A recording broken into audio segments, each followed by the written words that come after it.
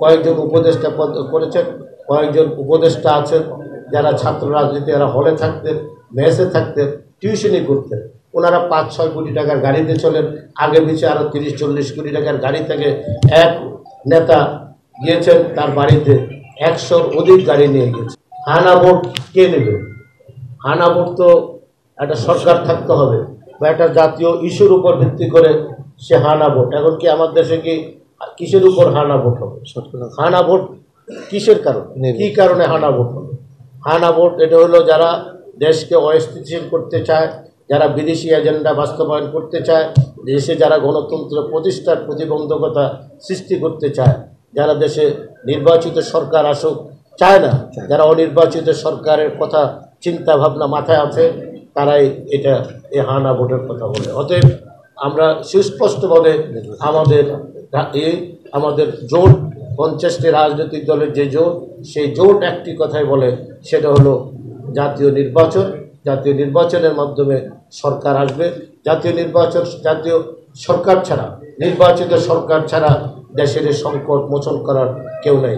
যদি 90-র গণঅভ্যুত্থানের পরে বিচারপতি শাহাবুদ্দিন অতি দ্রুত নির্বাচন না দিতেন, তাহলে সেদিনও জাতি একটা অন্ধকারাচ্ছন্নে পরিণত হতো। অতএব এখনও আমরা বলতে চাই, জাতিকে রক্ষা করতে হলে এই সমস্ত অজুহাত সৃষ্টি করে, আমি এখানে সুস্পষ্টভাবে বলতে চাই, কয়েকজন উপদেষ্টা পদ করেছেন, কয়েকজন উপদেষ্টা আছেন যারা ছাত্র রাজনীতি, এরা হলে থাকতেন, মেসে থাকতেন, টিউশনি করতেন। ওনারা 5-6 কোটি টাকার গাড়িতে চলেন, আগে পিছিয়ে আরও 30-40 কোটি টাকার গাড়ি থেকে এক নেতা গিয়েছেন তার বাড়িতে 100-র অধিক গাড়ি নিয়ে গেছে। অতএব ওনারা হোটেল ইন্টারকন্টিনেন্টালে 5 কোটি টাকা দিয়ে ইফতার করেন, একটা দল করেছেন। সে দলের দল করতে সেখানে 15-20 কোটি টাকা খরচ করে দলের আত্মপ্রকাশ করেছেন। ওনারা চলাফেরা করেন, খাওয়ার আগে পরতেন 500 টাকার পাঞ্জাবি, এখন পরেন 30,000 টাকার পাঞ্জাবি, জুতা পরেন 50,000, হাতে ঘড়ি 40 লাখ টাকার। ওনারা হঠাৎ করে ওনাদের চেহারাতে যে রসনায় আসলো। অতএব প্রশাসনে ফোর্স করে অমুককে অমুকখানে দিতে হবে, অমুকের বদলি করতে হবে, এর থেকে জাতি মুক্তি চায়। আমি সমস্ত ব্যবসায়ীদের কাছে আলাপ করে, আমি বাণিজ্য মন্ত্রণালয়ের দায়িত্বে ছিলাম, ব্যবসায়ীরা বলেন, ভাই কবে আমরা মুক্তি পাবো? কারণ এরা এসে আমাদের বলে আমার এই কাজটা দিতে হবে, আমার অমুকের এই কাজ দিতে হবে। সচিবরা বলে এসে ফোর্স করে অমুককে অমুকখানে ট্রান্সফার করতে হবে, অমুক ইঞ্জিনিয়ারে অমুক জায়গায় দিতে হবে, অমুককে এই কাজ দিয়ে দিতে হবে। এই যে একটা দেশে নৈরাজ্য এবং মব জাস্টিসের নামে মানুষের ঘর বাড়িতে হামলা, তারা কি আইন শৃঙ্খলা বাহিনী, তারা কি দেশের মালিক নাকি? অতএব এর থেকে মুক্তি পেতে হলে নির্বাচন ছাড়া অন্য কোনো বিকল্প নেই। জিয়া রহমান ফাউন্ডেশনের সভাপতি প্রেসিডেন্ট জনাব তারেক রহমান সারা বাংলাদেশে জুলাই আগস্ট বিপ্লবের এই গণঅভ্যুত্থানে যারা শহীদ হয়েছেন, এই শহীদ পরিবারদের পাশে উনি দাঁড়িয়েছেন, আগেও দাঁড়িয়েছেন। এই আগস্ট বিপ্লবের গণঅভ্যুত্থানের যারা শহীদ হয়েছেন, প্রায় 2000-এর কাছাকাছি যারা শহীদ হয়েছেন, এদের সবার কাছে উনি পৌঁছেছেন।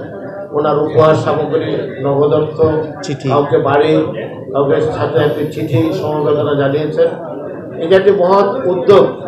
এটি রাজনৈতিক প্রতিষ্ঠান থেকে, রাজনৈতিক দলের শীর্ষ নেতার পক্ষ থেকে এটি আসছে। এটি হলো বাংলাদেশে, আপনারা জানেন, মহান মুক্তিযুদ্ধ হয়েছিল, মুক্তিযুদ্ধের ঘোষক ছিলেন শহীদ প্রেসিডেন্ট জিয়া রহমান। উনি যখন বাংলাদেশে রাষ্ট্রীয় ক্ষমতা আসেন, উনি এসে এই মুক্তিযোদ্ধা সংসদ করেছিলেন, মুক্তিযোদ্ধাদের ভাতার ব্যবস্থা করেছেন, মুক্তিযোদ্ধা পরিবারগুলোর জন্য পুনর্বাসনের ব্যবস্থা করেছিলেন। তার ধারাবাহিকতায় বেগম খালেদা জিয়া বাংলাদেশের মুক্তিযোদ্ধা মন্ত্রণালয় করেছেন, পুনর্বাসনের ব্যবস্থা করেছেন। আজকে এই 2000 পরিবার এই আগস্ট গণঅভ্যুত্থানে শহীদ হয়েছে এবং প্রায় 20,000-এর মতো মানুষ আহত হয়েছেন। এই 1400 মানুষ নিহত হয়েছেন, শহীদ হয়েছে। এর মধ্যে 862 জন হচ্ছে বিএনপি পরিবারের সদস্য। তাই আজকে এই আন্দোলন সংগ্রামে তারেক রহমান সরাসরিভাবে আমাদেরকে নেতৃত্ব দিয়েছেন। সেই নেতৃত্বের কারণে যেমনিভাবে 90-এর গণঅভ্যুত্থান বেগম খালেদা জিয়ার সরাসরি নেতৃত্বে হোসেন মোহাম্মদ এরশাদের পতন হয়েছে। এই জুলাই আগস্ট বিপ্লব তারেক রহমানের ঐতিহাসিক ভূমিকার কারণে বাংলাদেশের 50টি রাজনৈতিক দলকে নিয়ে উনি যে জোট করেছিলেন, সেই জোটের কারণেই শেখ হাসিনা বিদায় হয়েছে। তাই আজকে আমরা বলতে চাই, বাংলাদেশের আজকে যে পরিস্থিতি, এই পরিস্থিতিতে ভূ রাজনৈতিক এবং দেশের অর্থনীতি, দেশের আইন শৃঙ্খলা সব কিছু মিলেই আমরা এই উত্তর আমরা ডক্টর ইউনূস সাহেবকে দোয়া করি, ওনাকে আল্লাহ যেন আরও দীর্ঘায়ু করেন এবং উনি অতি দ্রুত যেন একটি নির্বাচনের রোড ম্যাপ দিয়ে বাংলাদেশকে এই পরিস্থিতি থেকে উত্তরণের ব্যবস্থা করেন, যেটি করেছিলেন 90-এর গণঅভ্যুত্থানের পরে বিচারপতি শাহাবুদ্দিন অন্তর্বর্তীকালীন সরকারের রাষ্ট্রপতি হয়ে অতি দ্রুত সময়ের মধ্যে একটি স্বচ্ছ নিরপেক্ষ নির্বাচন বাংলাদেশের মানুষকে উপহার দিয়েছিলেন। সেদিন জেনারেল নুরুদ্দিন ইচ্ছা করলে ক্ষমতা নিতে পারতেন, কিন্তু নেন নেই। জেনারেল নুরুদ্দিন বিচারপতি শাহাবুদ্দিনকে সামরিক বাহিনী সহায়তা করেছেন একটি নিরপেক্ষ নির্বাচন অনুষ্ঠিত করার জন্য।